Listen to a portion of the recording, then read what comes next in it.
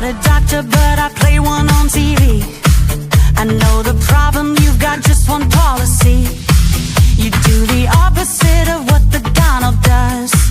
Don't know what you believe just because you got that TDS. You've tested positive. There's nothing I can do for chronic low IQ. It's TDS. Open the borders, let Mamdani pick your pocket. Let the boys beat the girls, they got that extra rocket. A theology degree from Starbucks. You declare that America sucks. You got that TDS. You've tested positive. There's nothing I can do for chronic low IQ. It's TDS. If you're red, alright, let's get this party started. If you're left, you're blue and probably retarded. Like Rosie, De Niro, Jimmy Kimmel, Kathy Griffin. No kings, no kidding, we don't live in Great Britain. If J6 was the worst thing you've ever seen, Soros, burning Sadie's a mostly peaceful thing. Bring back the cartels, commute their crimes, sack the fact checkers like the New York Times. He's a Nazi, a fascist, a racist dictator who lets you say what you wanna say.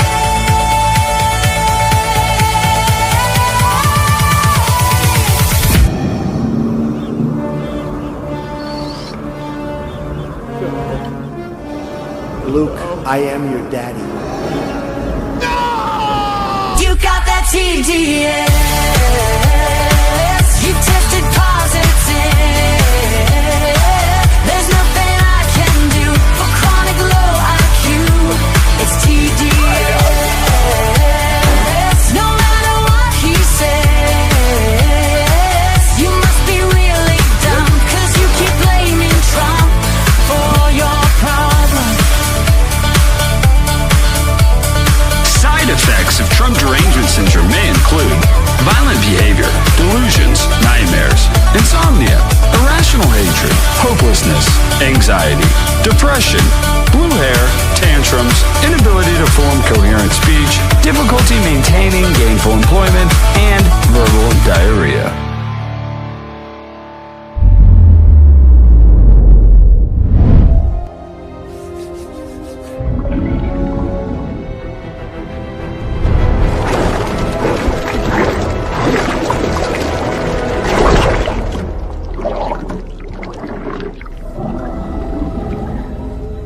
There's no cure in sight.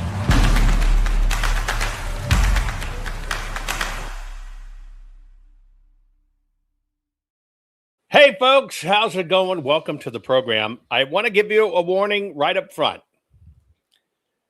This episode is going to be exceedingly tough. It's going to hurt. It will more than likely appall you. It'll take everything you have to stick with it, to see it, but it is something you need to see because you cannot turn away from this train wreck. And it deals with things that are the most emotional, heart-wrenching, precious, incredible things in our life, and that's our children and our grandchildren and our future generations. I'm going to introduce you to what's turning our kids into killers, and it's called the Gollum effect. My newest book just dropped. It's called The Gollum Effect, Precious Pixels, Deadly Devices, and How the Digital Social Era is Creating Killer Kids. There's the URL on the screen if you want to read a portion of it or get a screenshot of your screen. This one's painful because it changes our kids into demons. You think Trump derangement syndrome is bad. You have no concept as to what's really happening, and that's why we're going to talk about this topic. It will be tough. Today's program is brought to you by the fine folks at Goldco. The reason I partner with them is because they're absolutely the best. I'm asking you to go to jovanlovesgold.com, Request your free gold and silver kit today, because now is the time to protect your money with gold and silver. Digital dollars are coming. It's not going to be a good thing. It's going to be a weighty, heavy thing on all of us. Of course, not the government, but it is the way it is, and you need to be prepared with physical gold and silver to have some physicality to your assets. Okay, you're going to want to share this. I'm telling you, it's tough. You're going to want to share this. It is exceedingly tough to deal with this topic, but deal with it we must. We'll get started right after this. Warning. The following program has been rated Dilligaff and is intended for open-minded audiences. If the truth offends you, or if you are allergic to focused intensity, intellectual athleticism, or the occasional F-bomb or even irreverent humor, please switch off now. If your delicate sensibilities need to be worried about or addressed, might we recommend the Underwater Basket Weaving channel to you? Otherwise, sit back, enjoy the wisdom, insight, and wicked sense of humor. Cut the crap. How many times a day do you want to say that to politicians, the elite, the loony liberals, the fake news media, and the gender-confused, emotional socialist snowflake crowd? Cut the crap is your secret weapon for fighting for our freedoms and our great republic. It all begins with a massive mental enema, freeing you from the toxic news and politically correct views, which constipate your consciousness with stinking thinking. Your host, Jovan Hutton Pulitzer. He's known for calling out politicians and telling them to cut the crap. You've seen him on virtually every television network and listened to him on Coast to Coast Radio. And now he's here to help you learn to fight for America. Culture, race, and American politics. They all have one thing in common. They all need to cut the crap. Now, here's your host, Jovan Hutton Pulitzer.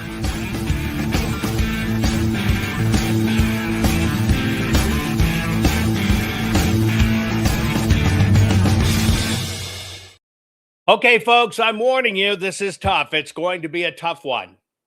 I'm asking you, have the personal fortitude to stick with it so you at least understand it. We're talking about turning our kids into killers. I'm warning you about what's called the Gollum effect. It's a book I just released.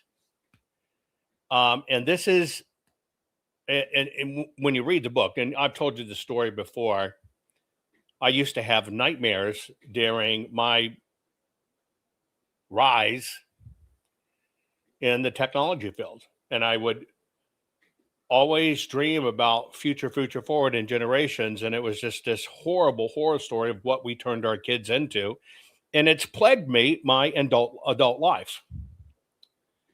And I've been watching that nightmare play out of what happens to our kids, what it creates in our kids. And I am squarely in the middle of it, part of it, getting people to use their phones more. And it's inadvertently turning our kids into killers. I was warned via my dreams. And so part of it is to help fight this. And so I've been doing a lot of research and studying and understanding so I could actually pen the book called The Gollum Effect.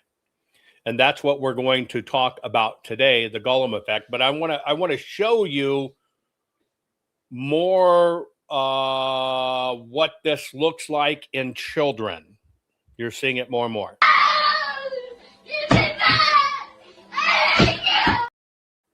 His game device was taken away from his mom because he wasn't doing his homework or chores.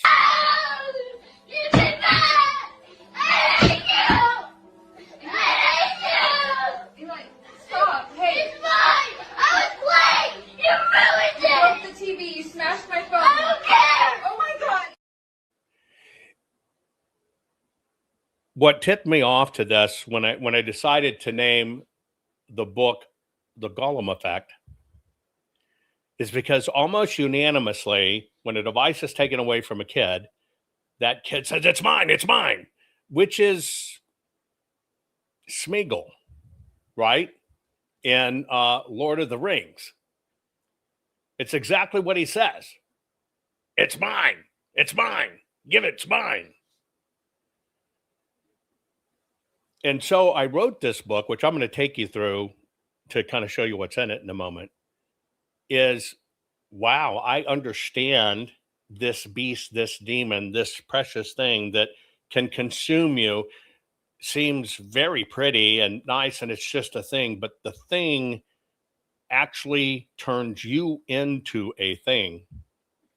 And parents all across the country are dealing with this. It's not only small children. Even here's a 16-year-old got her phone taken away. She has all of her stuff down here. She's trying to push me down the stairs. Oh my God! Move! I'm getting out of here. Move! I'm not gonna let you go. Somebody help me! Somebody help me! The police are on their way. No! Elena, you can have your phone and your tablet back. I just want you to calm down, baby. Listen, you can have that stuff back. I'm trying to go. Elena, you can have your phone and your tablet back. Your punishment is over with. At this point, I want you to get some help. Okay? You can have that stuff back. Can you please go to your room right now? Can you please turn your cold? Can you please? Can you please? Can you please? Can you please come upstairs? Hang on, it's your BD. Okay, all right. He's going home in a couple of days. She put her head upstairs. You hit her. I'm done. I hate you. Never call me ever again. I'm done. You're cut off. You are cut off. You can have your phone and tablet back if you just go upstairs to your room. I need to go when my Uber is out there. Your Uber. Go tell that Uber to leave. Daddy called it for me. Go tell that Uber to Daddy leave. called it for me. You're not going to. You don't understand. I want to live with you. I don't care. No, Please, love, I can't do this anymore. I don't Please. care. You can't decide to go with me. You can't. Oh my God, You can't. You live here. I have full custody of you. she's abusing me. I have not. Daughter calls the police, 911. She's abusing me. My mom took away my phone. I want to warn you. What you are watching is not a tantrum. This You did that. I hate you. I want to let you know that is not a spoiled kid. That is not a tantrum. Stay with me. You'll understand what this possession is. You did that. I hate you. I hate you. Stop. Hey, It's mine. I was playing. You ruined it. off the TV. You smashed my phone. I don't care. Oh my God. No, I want to play. You Hey, never yelling let me. isn't going to change my I don't answer. care. It's not fair. You already played for 2 hours. It's time for a break. I hate it. I hate it. Throwing things is not okay. Put the controller down. Fine. Deep breath. Come on, sit down. I know you're... Screen time is literally weakening the brain wiring in kids aged 3 to 5 who use screens more than 1 hour per day. Meet Dr. John Hutton. He scanned the brains of 47 kids using a special MRI machine to look at white matter, the wiring that connects everything in the brain together. White matter is made of fibers coated in a fatty material called myelin that makes brain signals travel fast, like the rubber coating on electrical wires in your house. Here's how this works. When you talk, read, or play, you build stronger connections in your brain. The more you use these connections, the thicker the myelin coating gets. Screens are too passive. They don't fire the right neurons to build these connections the same way. Here's where it gets insane. The kids with the most screen time had white matter that was less organized in the exact brain areas for language and reading. They also scored worse on tests for talking, naming objects quickly, and reading skills. The brain literally wires itself based on what you do with it, starting at birth. We're raising a generation with weaker brain wiring from screens before they can even read. Follow me for the latest clinical trials and medical. Now, I want to let you know something. You might think, oh, there's just learned behavior. They're doing it to get the device back. I want to warn you against that. And I, earlier in my life, before I started studying this phenomenon, would have thought it was just frankly, let's call it like it is, a fucking spoiled kid. It's not. It's not.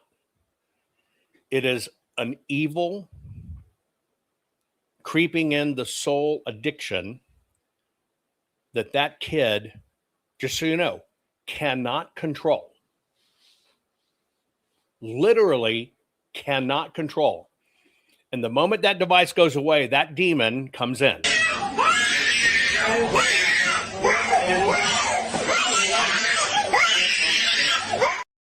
if you were to look at even in biblical terms how demons acted when they were cast out, raging, flailing, calling names, attacking, this is what you're seeing.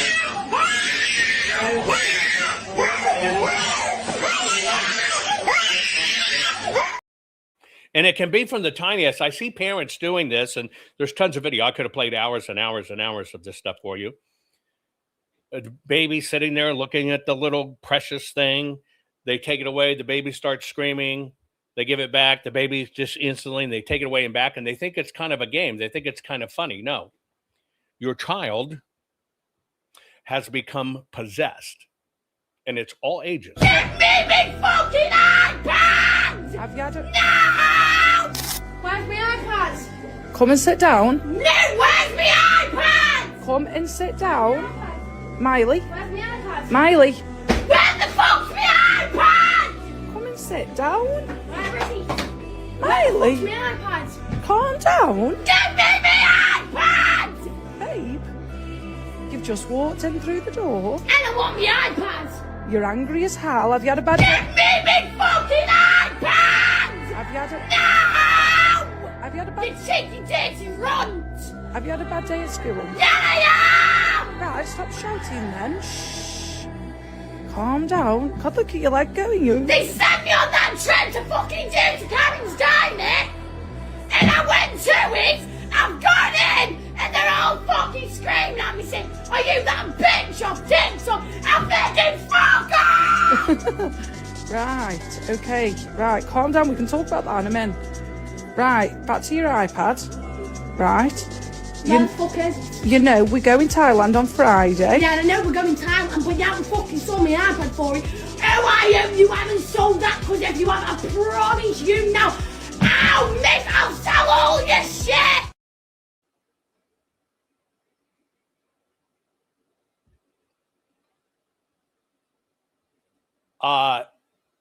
It's amazing. Let me see if I played this one. Hang on. 3-year-old Alex. Yes, I did. Let me explain what happens here. 3-year-old Alex is watching a screen while this cap monitors his brain activity. What we're particularly interested in are these moments where, his brain can't keep up anymore, where the content is happening at a speed which is too fast for his brain to track, or it's kind of too complex. If stuff is happening, coming at us too fast, something called the fight or flight stress system kicks in, where your heart starts beating faster and you start to get a lot of energy released to your muscles. And that's your body readying itself to react to something at a moment's notice. Of course, this isn't actually useful anymore, because this is happening when children are sat still on a chair watching screen content. We've got some quite good evidence that things like kind of behavioural and emotional dysregulation tends to be associated with kind of more time spent viewing this type of kind of fast-paced, unpredictable content. Children's TV 20, 30, 40 years ago was generally much more slow-paced. Nowadays, we've got this big shift towards everything happening really, really fast on screens. And we don't really know very much about, how this change is affecting children. Okay. So far in the little touches I've given you, you understand that it's rewiring brains. It's rewiring toddlers' brains. It's rewiring even your own brain.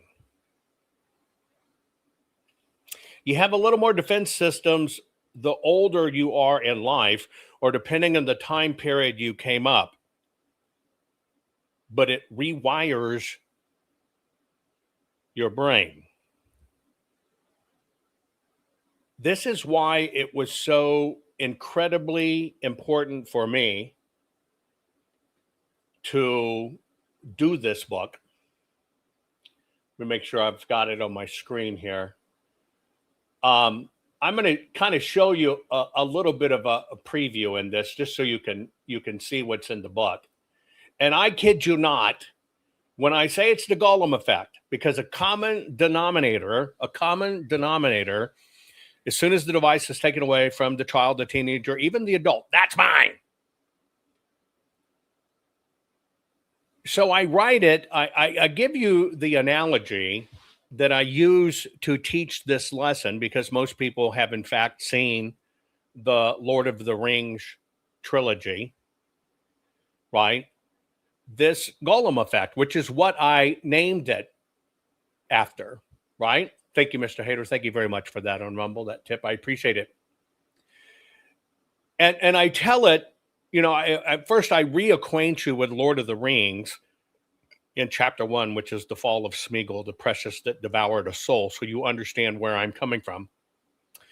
And then I take you into what this Mordor, etc., Saruman has transformed into, which I introduce you to the thing called the Great Ba-Om, and that's the forging of the Gollum effect, and then into the Fourth Age, because, the Fourth Age is the age of mankind. If you understand it from Lord of the Rings trilogy, it became the shadow of a glass, that glass we look at. But more importantly,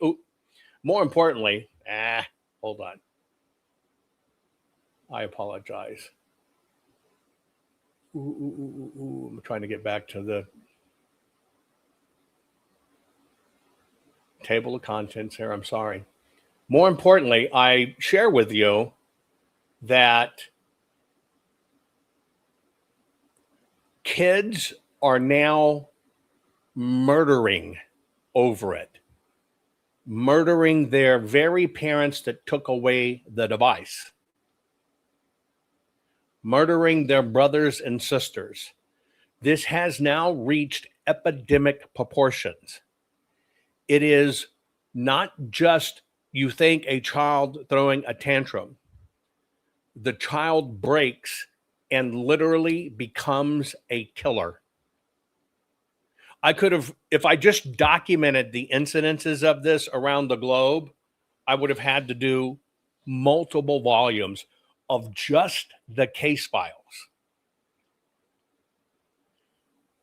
You think Trump derangement syndrome is mild compared to what this is. It's mild compared to what this is.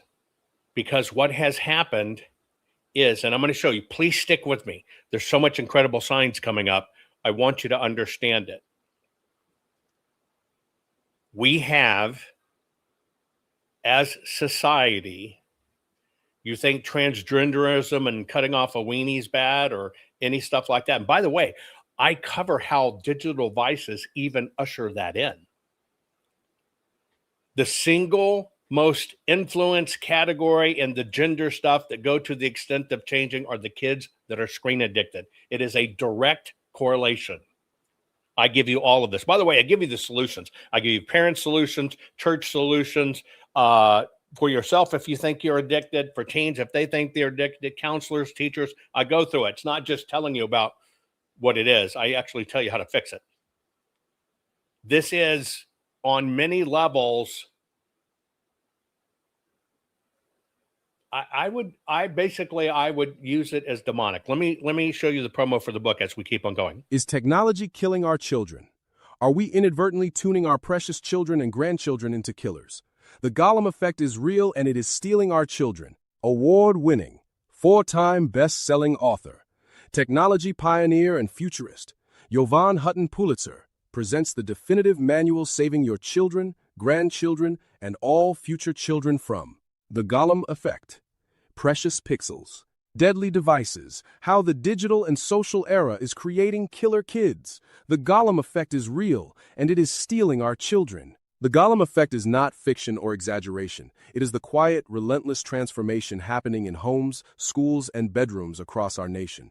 Just as Smeagol became the hollow, obsessive Gollum clutching his precious ring, our children are being consumed by screens, algorithms, and digital validation that promise connection but deliver isolation, anxiety, fractured attention, and distorted identities. We see it in the toddler who tantrums without a tablet, the teen who cannot hold a conversation without checking notifications, and the young adult adrift in comparison and purposeless scrolling.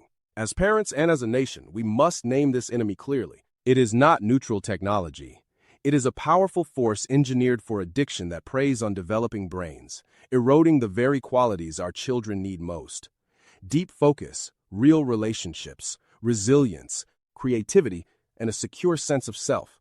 Ignoring it or downplaying it has already cost us dearly. Our most precious commodity, our children, our future, is at stake, and the time for complacency is over. We must know the enemy in this battle and be willing to face them head on. To win this battle, we must first know the enemy and then face it with courage and strategy. The Gollum effect thrives on convenience, normalization, and profit-driven design that exploits boredom, fear of missing out, and the human need. Okay, that kind of gives you a good overview. I want to let you know something. I know for many of you, you've experienced this. I know it's painful. Don't walk away. Don't turn away. You're going to see this in your life. For those of you that have adult-age children who have children, I'm going to let you know that child is not throwing a tantrum.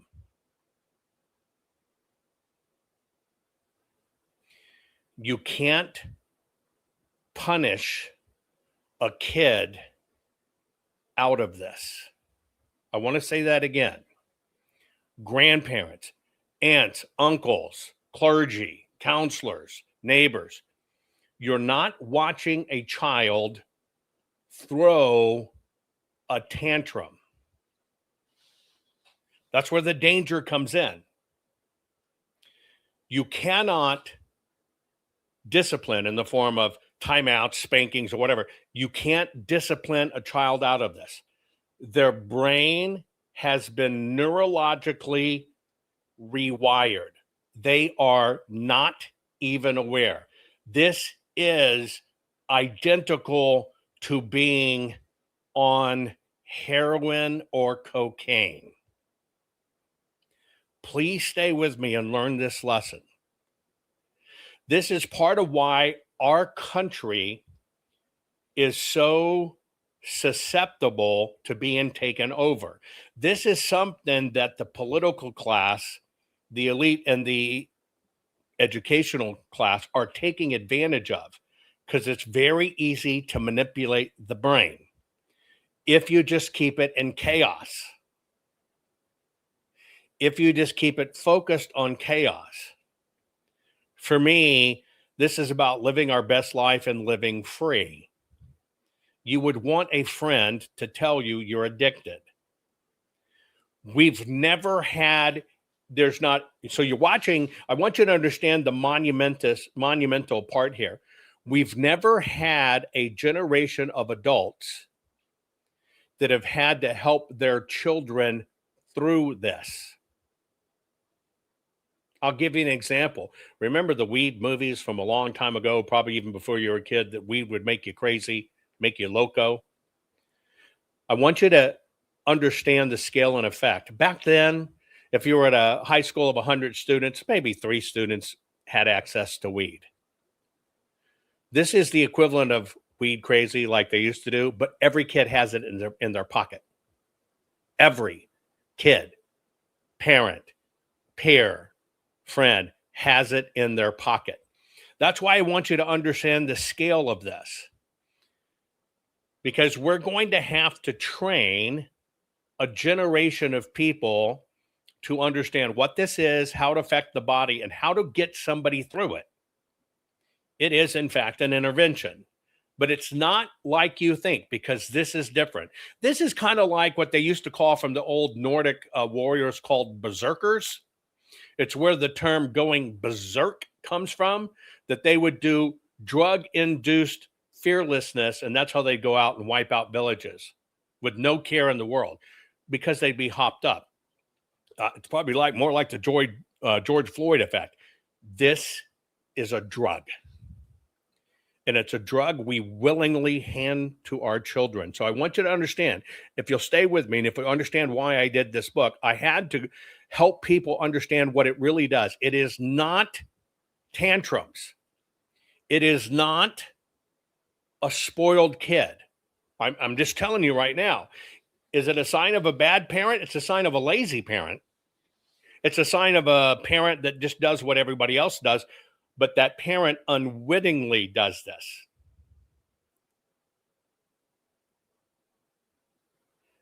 Folks, in case you just joined me, we're talking about my new book that dropped that's called The Gollum Effect. We are, whether we like it or not, turning our children and our grandchildren into crazed killers. Part of the book, here's the URL, you can find it, or you can just take a picture of the code, it'll take you there.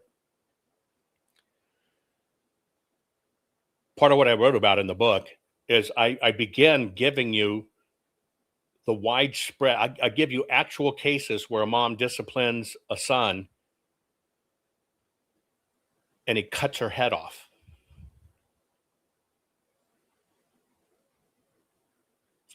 It wasn't a spoiled kid. It wasn't even a bad kid.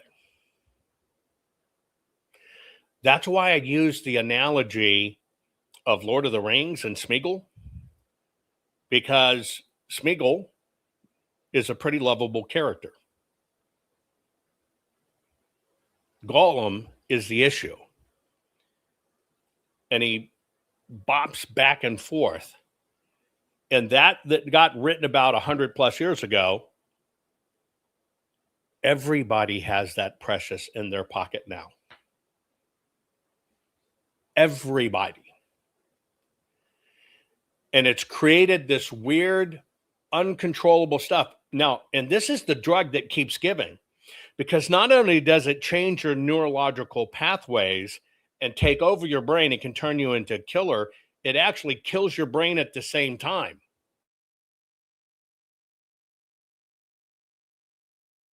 What does it look like when an entire generation reaches adulthood with dementia? There now seems to be proof screen time is making people less intelligent. The evidence is terrifying, especially for teenagers. Medical scans show significant shrinking of their brains.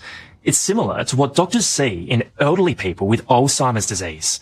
And so concerning is this condition, it's been given a name: digital dementia. You're looking at a brain scan of a teenager addicted to screens. And what it shows is frighteningly clear. Every blue part lit up depicts an area that's deteriorating. These brains are shrinking. Experts are blaming the damage squarely on excessive screen use.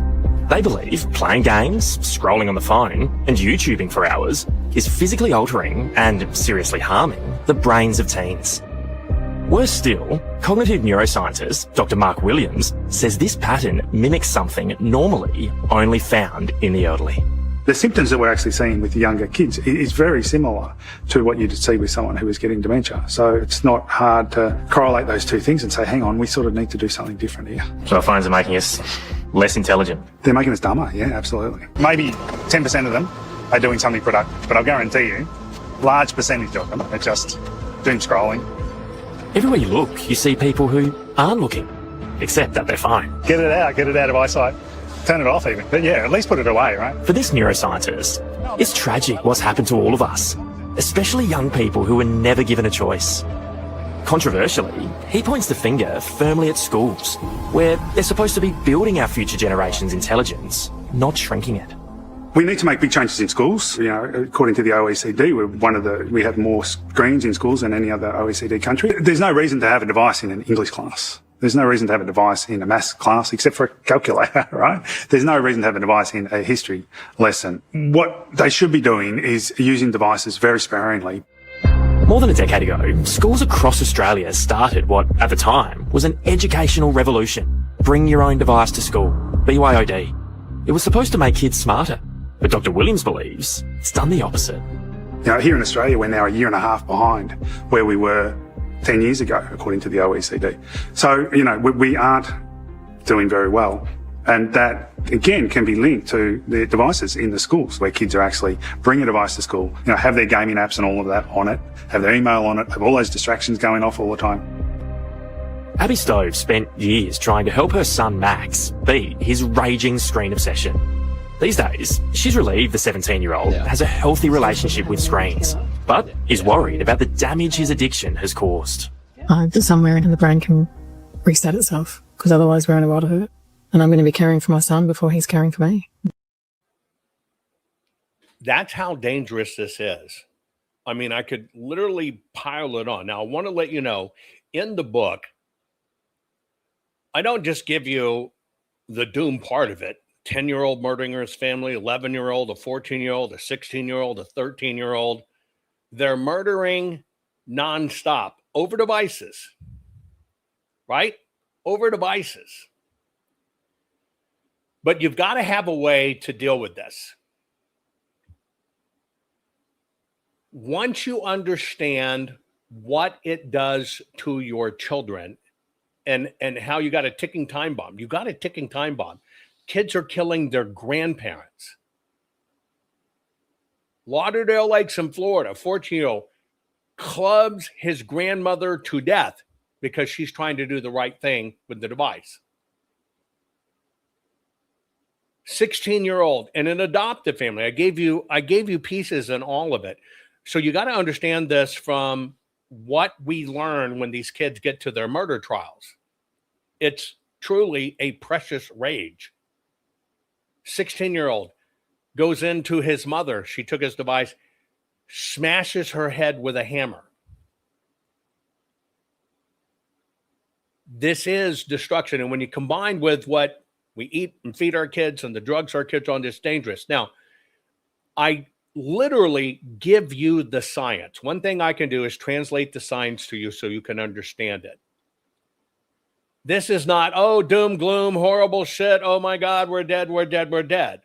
I want you to understand the neuropsychology. I don't need you to understand medicine or anything like that. You've learned it in my program. I can translate this stuff for you. So what I do is I give you every age, every single age, every single medical study, every single device issue that comes into play. This is the studies. These studies get buried because they're fighting big tech. And there's ways you have to do it, that you have to deal with these disorders. It's not hard, but it is incredibly hard if you don't understand what you're dealing with. If you don't understand what you're dealing with, if you don't understand what you're looking at, if you don't understand you're giving your kid dementia in advance. Let me show you one little precious toddler. Let me show you how she would act during her device addiction. Let me show you what she looks like when she follows like the advice I have in the book and you set the child free. Watch the before and after. See if you can see the difference in the beast.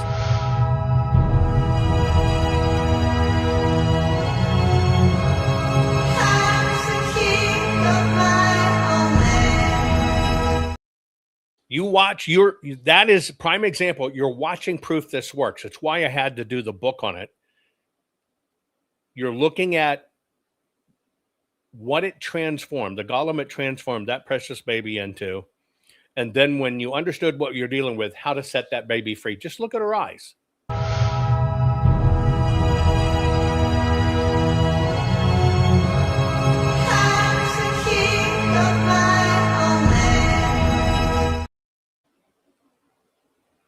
That's why you need to watch this, because we've got to set our children free. And as parents, we tend to laugh at it, think it's funny. It's not. It's dangerous. Tiara Lua, it's time to clean up. You see Zara cleaning up? Get up. Tiara. Get up, pick your toys up, and put them in the bin. Hello? Tiara. I'll collect the iPad, though. Get up. No. I said, hey, get up. No. Okay. Get up and go and clean up. Go and clean up. I'm not giving it to you. Go and clean up. Go and clean up. Go and clean up.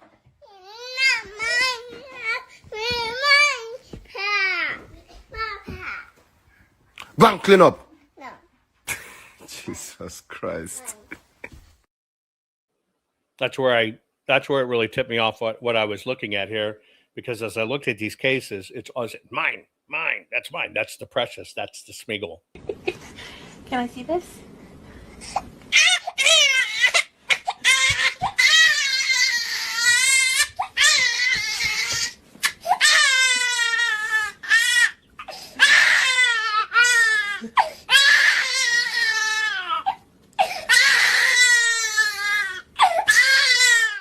Now, I want you to understand something. It's very hard to watch this because it's a precious baby. That's not a tantrum. That mechanism hasn't developed yet in that small, precious child. Look how many people give these devices to small, precious babies. That baby, literally, neurologically, with the device taken away, thinks it has sustained an attack, an injury. Can I see this?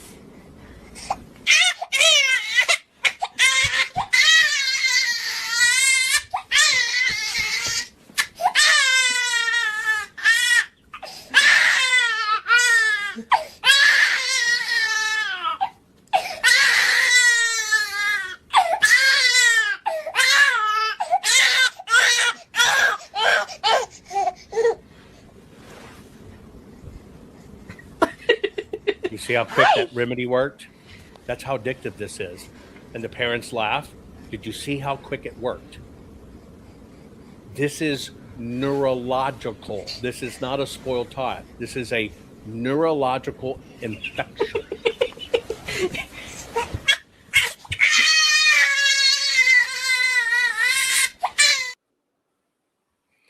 That precious child is already addicted. I know that's hard to watch. I know that is incredibly hard to watch, but it's true. When your child explodes after you take their phone, it's not just drama, it's a signal. The device has become their main tool for regulating emotions. To you, it's just a screen.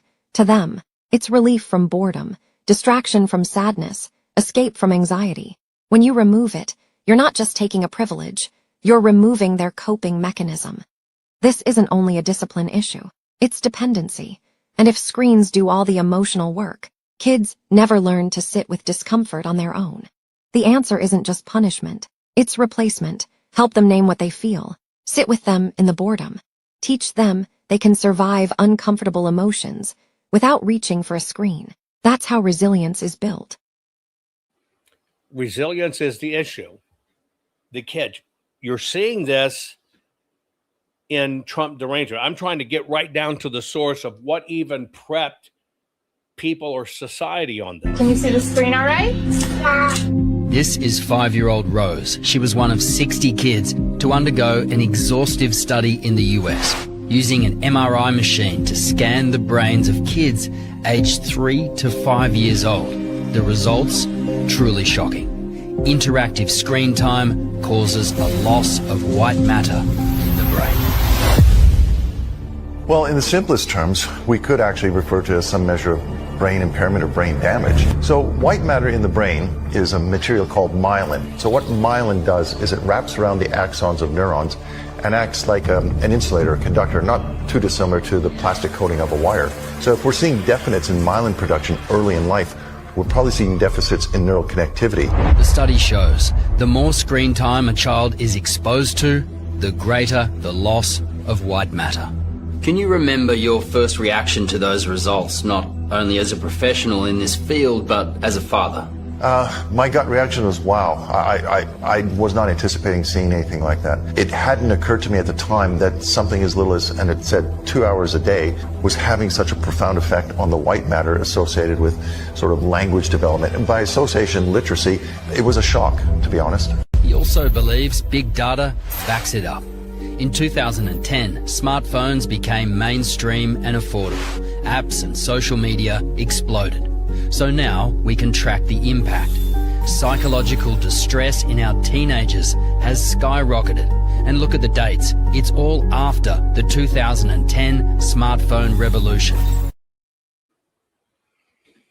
Okay, I want you to stay with me because I'm gonna give you some more of the science in case you didn't know what I'm talking about. I'm talking about my new book I just released, just came out now. It's called The Gollum Effect. Right? It's called The Gollum Effect. Because we are inadvertently creating killer kids. It's just the way it is. Whether we like it or not, we contributed to this. And we have a problem. I'm going to show you the promo for the book. This time I'll let it play. And then we're going to hop. And I'm going to show you some science that will frankly terrify you. The good part of it is every bit of this is dealable. We can deal with it. We can recover. Is technology killing our children? Are we inadvertently tuning our precious children and grandchildren into killers? The Gollum effect is real and it is stealing our children. Award-winning, 4-time best-selling author, technology pioneer and futurist, Jovan Hutton Pulitzer presents the definitive manual saving your children, grandchildren, and all future children from the Gollum effect. Precious pixels, deadly devices, how the digital and social era is creating killer kids. The Gollum effect is real, and it is stealing our children. The Gollum effect is not fiction or exaggeration. It is the quiet, relentless transformation happening in homes, schools, and bedrooms across our nation. Just as Smeagol became the hollow, obsessive Gollum clutching his precious ring, our children are being consumed by screens, algorithms, and digital validation that promise connection but deliver isolation, anxiety, fractured attention, and distorted identities. We see it in the toddler who tantrums without a tablet, the teen who cannot hold a conversation without checking notifications, and the young adult adrift in comparison and purposeless scrolling. As parents and as a nation, we must name this enemy clearly. It is not neutral technology. It is a powerful force engineered for addiction that preys on developing brains, eroding the very qualities our children need most. Deep focus, real relationships, resilience, creativity, and a secure sense of self. Ignoring it or downplaying it has already cost us dearly. Our most precious commodity, our children, our future, is at stake, and the time for complacency is over. We must know the enemy in this battle and be willing to face them head-on. To win this battle, we must first know the enemy, and then face it with courage and strategy. The Gollum effect thrives on convenience, normalization, and profit-driven design that exploits boredom, fear of missing out, and the human need for connection. It hollows out childhood through endless stimulation while starving young minds of unstructured play, nature, hands-on mastery, and undivided attention from loving adults. Facing it means rejecting the lie that everyone is doing it, or that screens are harmless entertainment. It requires intentional action, delaying personal devices, creating tech-free zones and rhythms, prioritizing outdoor adventures and real-world skills, teaching critical thinking about algorithms and comparison, and modeling presence ourselves. Parents, educators, extended family, faith communities, and mental health professionals all have vital roles. The good news is that practical, proven strategies exist, from family media audits and screen-free weeks to rich offline learning, spiritual formation, and accountability partnerships. We do not have to fight alone. When we name the threat and choose presence over convenience, we begin reclaiming the minds and hearts of our children. We can win this battle and save our future, but you must have a solid knowledge base and the tools needed to win. We can win this battle, and we must, for the sake of our children and the soul of our nation. Every family that implements device curfews and real-world adventures, every classroom that goes phone-free during learning, every faith community that forms identity in something eternal, and every young person who chooses accountability and purpose strikes a blow against the Gollum effect. Victory looks like children who play creatively for hours, teens who build deep friendships and meaningful skills offline, and young adults who enter life with focus, resilience, and hope. It looks like families eating together undistracted, laughing, and truly knowing one another. The battle is winnable because human beings were made for more than pixels. We were made for wonder, relationship, creation, and contribution. Our children are worth every uncomfortable choice, every boundary, and every redirected hour. Let this be our rallying cry. We see the enemy, we know how to fight it, and we will not surrender the minds and futures of our most precious gift. Together, as parents and as people, we can break the hold of the Gollum effect and raise a generation that is truly free, present, purposeful, and full of life. Available on Amazon, hardbound, paperback, and ebook. Order now. The time to act is now. Our children are counting on us. Okay, so I want to let you know this is dealable with, but you got to understand the scope of it. But if you don't understand it, you cannot help your children, and you got adult children dealing with this. You cannot help your grandchildren or your great-grandchildren or even the neighborhood children. You cannot help them through it if you don't understand exactly what's going on and how it works. Here's a little bit more education. If your kid spends too much time on a phone, here's what happens inside their brain. First, the blue light from screens blocks melatonin. That's the hormone that helps with sleep. Without enough melatonin, their brain can't fully rest at night, which makes them tired and cranky during the day. Next, every swipe, tap, and notification triggers a small release of dopamine, the brain's pleasure chemical. Over time, this constant stimulation can rewire the brain, making your child crave screens the same way people crave sugar or junk food. Too much dopamine overload makes it harder for the brain to focus on simple tasks, lowers memory, and even slows down learning. That's why kids may struggle in school, have shorter attention spans, and feel anxious or restless when they don't have a device. The truth is, screen addiction isn't just bad for the eyes. It's actually reshaping the brain. So stop it immediately and replace screen time with healthy activities, outdoor play. Comment yes if you're interested.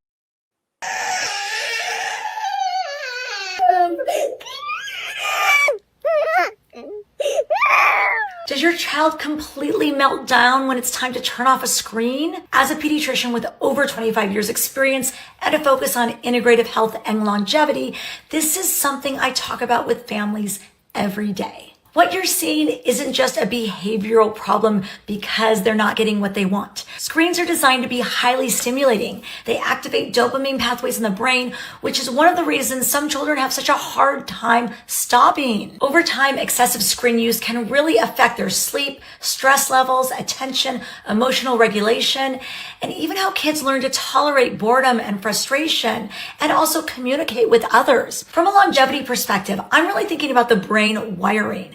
The habits and the patterns children develop early in life can really influence their mental health, their behavior, and their overall well-being for years to come. That doesn't mean screens are all bad or that parents should feel guilty. It means we need to set healthy boundaries. We need to prioritize sleep, outdoor play, movement, family connection, and screen-free time every day, like reading books and doing activities in the house and board games and building and being creative and just letting the kids free play and have fun. Because the goal isn't raising kids who can handle more screen time. It's raising kids who can thrive without needing it.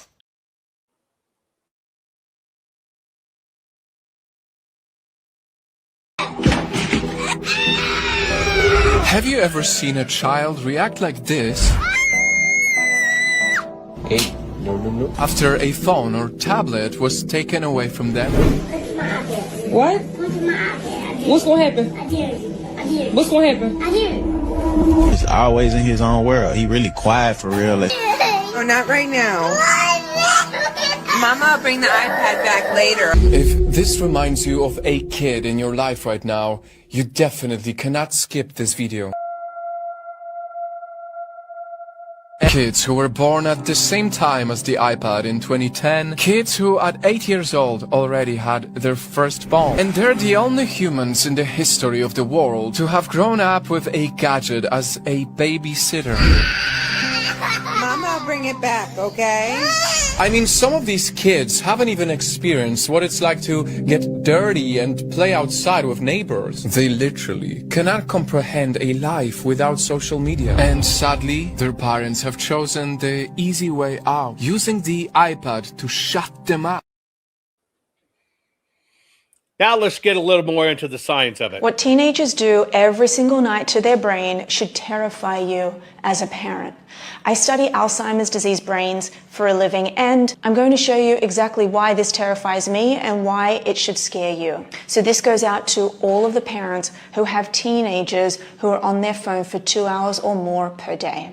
There was this massive study that was reported and printed in the New York Times recently, which analyzed over 10,500 children enrolled in the largest long-term study of brain development in the United States. They found that children who got a smartphone before the age of 12 had significantly higher rates of depression, obesity, and worse sleep at night. And the younger they were when they got the phone, the worse the outcomes. The lead researcher said this: when you give your kid a phone, You need to think of it as something that is significant for the kid's health and behave accordingly. I've seen headlines everywhere about brain rot, about kids becoming more dumb as a result of dumb content. And we've seen brain scans that show that frequent short-form video use is suppressing activity in the dorso-prefrontal cortex of the brain. And just as a reminder, brains aren't really fully developed until the age of about 25. So the exact region of the brain responsible for impulse control, decision-making and attention is actually being weakened. Short-form video delivers a variable ratio dopamine reward, which is the exact reinforcement schedule used in slot machines. And what are slot machines? They're unpredictable, they're rapid, they're endless. And it's being delivered to the limbic system that is already fully developed while the prefrontal cortex, the brake pedal, is still under construction. And there's so many more studies like this one here that tracked adolescents who habitually checked social media and found their prefrontal cortex was physically rewiring. So it was becoming hypersensitive to the digital feedback while losing sensitivity to real-world social cues. The architecture of the brain is changing because of social media and because of scrolling. I wrote the full breakdown, the exact mechanism, the protocol, the study on my Substack this week. So if you want to read this, just... All of this is actually included in my book, folks. That's what we're talking about, is my new book that I released, The Gollum Effect. I give you all the research, done all the work for you, went through every single study for years, for decades. I explain how it affects gender dysphoria. I explain how it affects creating this transgender effect. How it actually gets kids to kill themselves, how they play games to see if somebody can get another kid to kill themselves. This is a war zone. It's wicked. It's wicked. But the deal is, I come into chapter 52, this is a dire warning. If we don't deal with this, our children are seized. It's changing brains. This is different than anything we've ever dealt with in the history of mankind. But I go through every age group and whatever category you're in and show you how to deal with it, whether you're a grandparent or otherwise, whether you're a teacher, whether it's one of your kids, whether you're in the faith community, whether you're a homeschooler, whether you're a mental health professional, because they don't teach people to deal with it.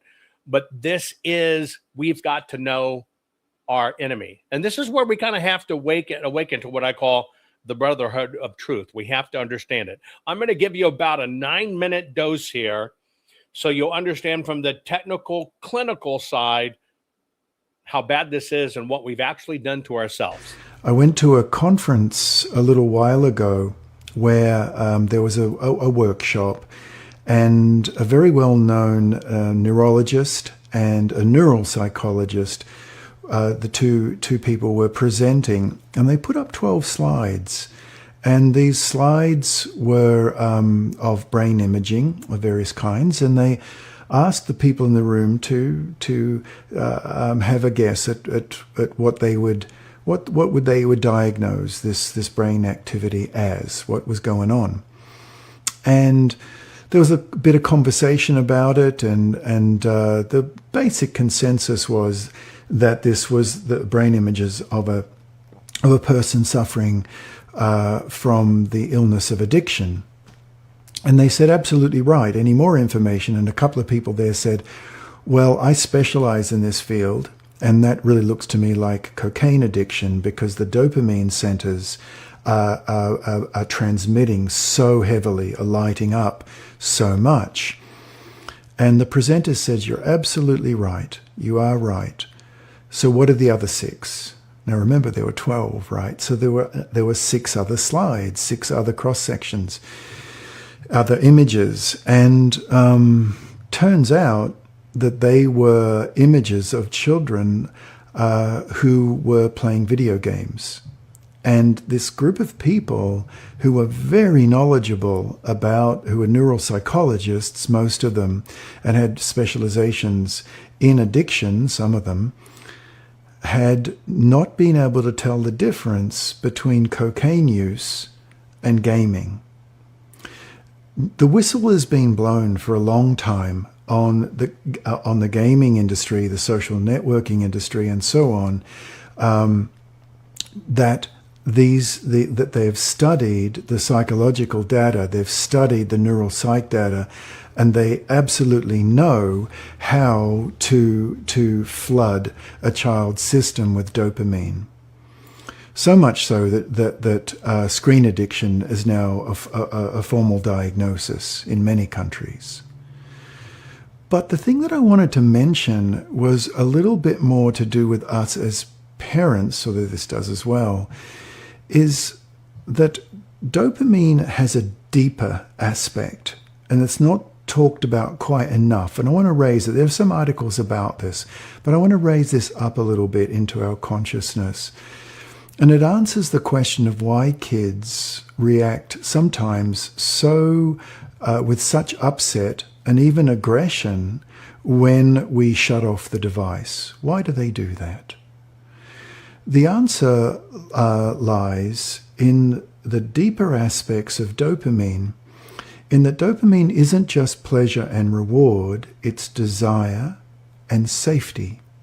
And there's an aspect of safety involved in this, so that when a child is using a device, because of the flooding of dopamine, they get this very primitive message that you are safe here.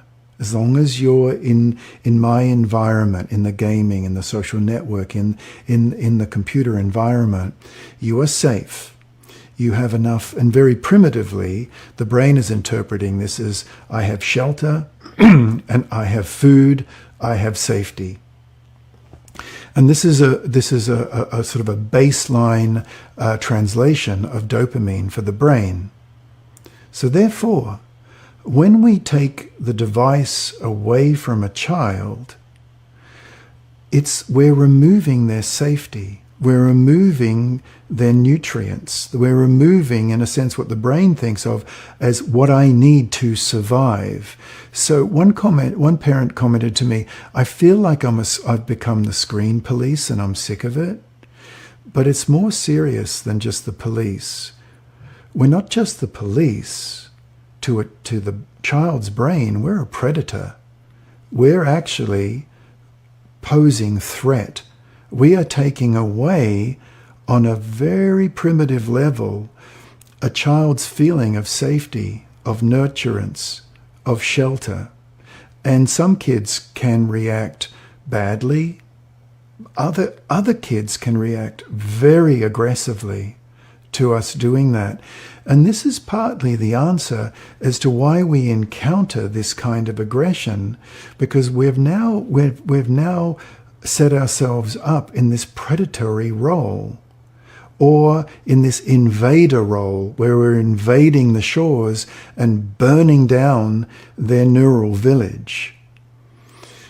And my deep concern about this is it is exactly the opposite to what every parent wants to have a loving and deep connection and attachment with a child.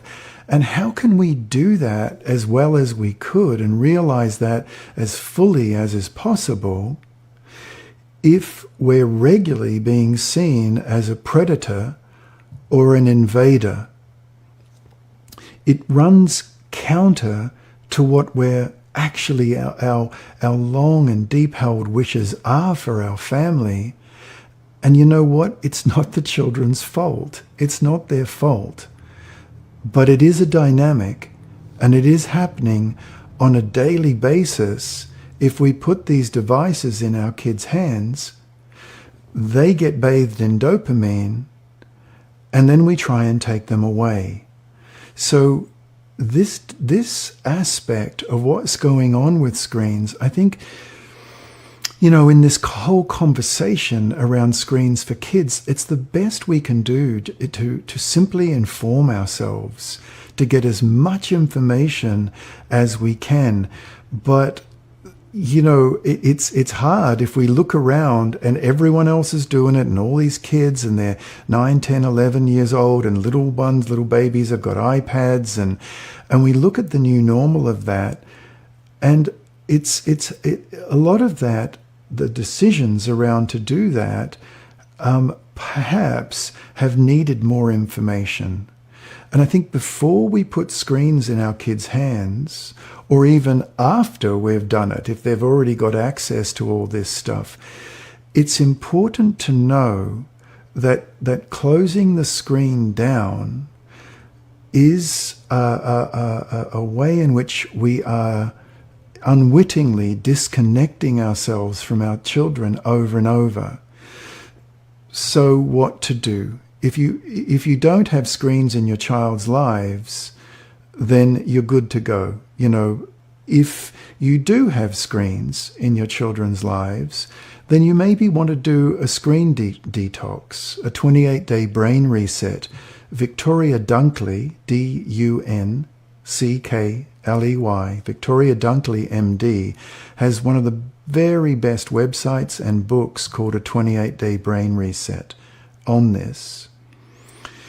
But if you don't want to go down that route, at least before taking the screen away from a child, sit with them, rub their back, be with them. Maybe speak to them a little bit. Start pulling them away more slowly from the screen. They won't like it, and they'll go, "Mom, just leave me alone, I'm playing." Now, and when you listen to his description, maybe you understand this is insidious. This is a drug addiction to that mobile device that has the same effects: heroin, cocaine, alcoholism. You see it in the children's brains. Scientists will look at it, therapists, and say, well, this is a PTSD survivor of combat. No, it's a 6-year-old child. I watched this occur. My patents are on every single wireless device in the world, 20 billion of them. People use what I patented, innovated, created, and thought of to help people out 7.5 billion times a day.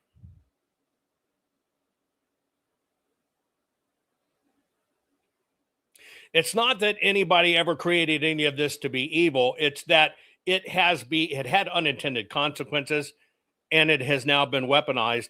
And the reason mainstream education and stuff is not dealing with this is because our government, other governments, all the shadowy stuff in between has now learned how to manipulate this and move masses of people.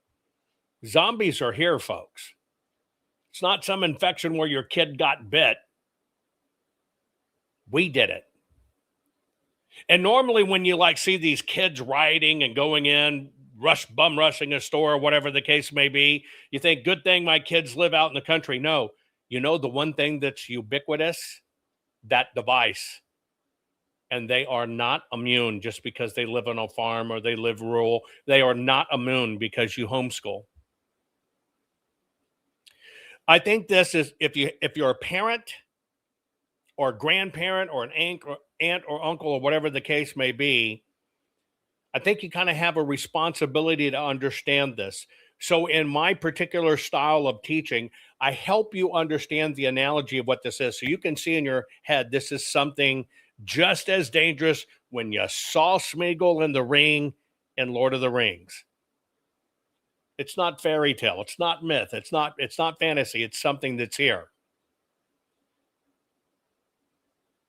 And you saw that Precious take over everybody in that movie. They couldn't get away from it.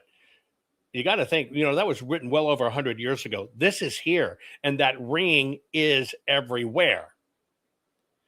But you're not seeing bad attitudes in kids.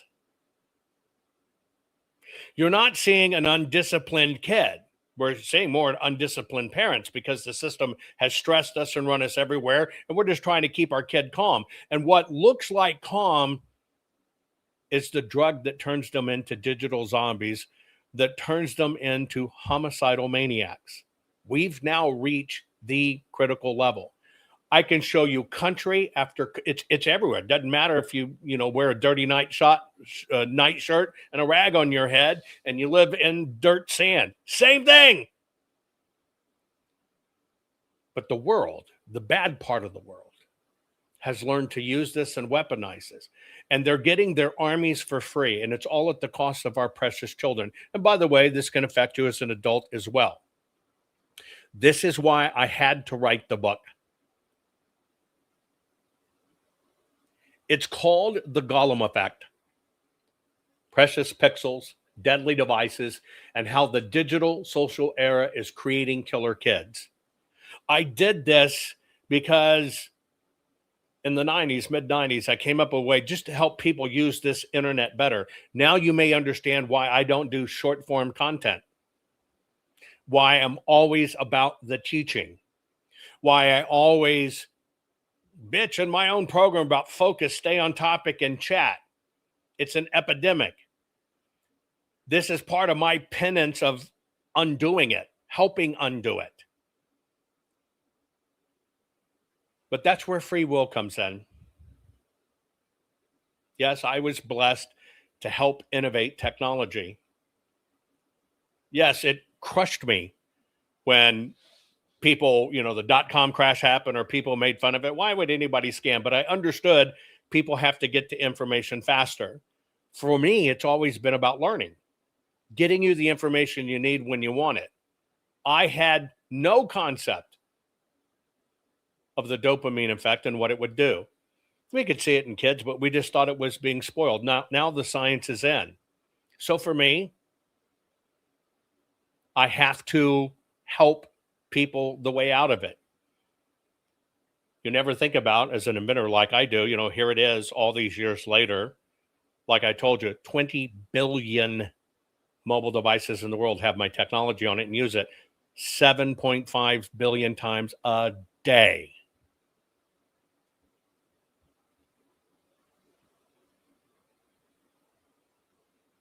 But two things happened. None of us in any of this understood the unintended consequences. And by the way, I tell you, social media is the greatest thing at all times and the most destructive things at all times. It comes down to free will. But what's going on in the vacuum of that free will is we don't realize what it actually turns our kids into, because it was so easy for them just to babysit themselves. For the dark side, for the satanic side, the Luciferian side, it's creating those freaking orcs. And you would never intentionally do that to your child, to your grandchild. You would never ignore this in your own family. You just think it's spoiled kids or whatever, and it's not. It's something worse. It's a rabid infection. Please, folks, consider getting a copy. Get this out through your family. Get it out to lawmakers. Understand what we're dealing with. And let's begin setting our children free. I love you all. Share this program. Is technology killing our children? Are we inadvertently tuning our precious children and grandchildren into killers? The Gollum effect is real and it is stealing our children. Award-winning, 4-time best-selling author, technology pioneer and futurist, Jovan Hutton Pulitzer presents the definitive manual saving your children, grandchildren, and all future children from the Gollum effect. Precious pixels, deadly devices, how the digital and social era is creating killer kids. The Gollum effect is real, and it is stealing our children. The Gollum effect is not fiction or exaggeration. It is the quiet, relentless transformation happening in homes, schools, and bedrooms across our nation. Just as Smeagol became the hollow, obsessive Gollum clutching his precious ring, our children are being consumed by screens, algorithms, and digital validation that promise connection but deliver isolation, anxiety, fractured attention, and distorted identities. We see it in the toddler who tantrums without a tablet, the teen who cannot hold a conversation without checking notifications, and the young adult adrift in comparison and purposeless scrolling. As parents and as a nation, we must name this enemy clearly. It is not neutral technology. It is a powerful force engineered for addiction that preys on developing brains, eroding the very qualities our children need most. Deep focus, real relationships, resilience, creativity, and a secure sense of self.